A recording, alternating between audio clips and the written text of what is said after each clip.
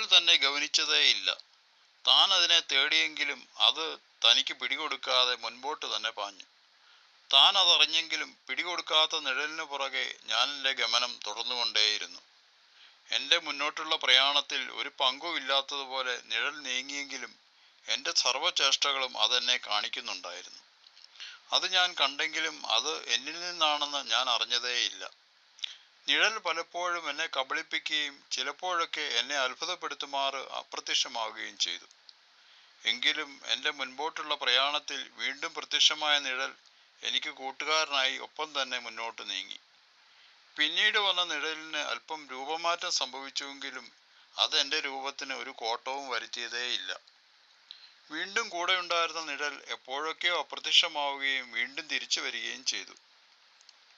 അപ്പോഴേക്കും വളരെ വിദൂരതയിൽ ഏതോ വീതിയിലെത്തിയ താൻ മടങ്ങിപ്പോയ ഇനിയും തിരിച്ചു വരാത്ത നിഴലിനെയും പ്രതീക്ഷിച്ച് അക്ഷമനായി കാത്തുനിന്നു. പക്ഷേ നിഴൽ വീണ്ടും എന്നെ തേടി തിരികെ എത്തിയതേയില്ല. എങ്കിലും നിഴലിനെ തേടിയുള്ള എൻ്റെ ഗമനം ഞാൻ തുടർന്നുകൊണ്ടേയിരുന്നു. കഥ ഇവിടെ പൂർണ്ണമാകുന്നു.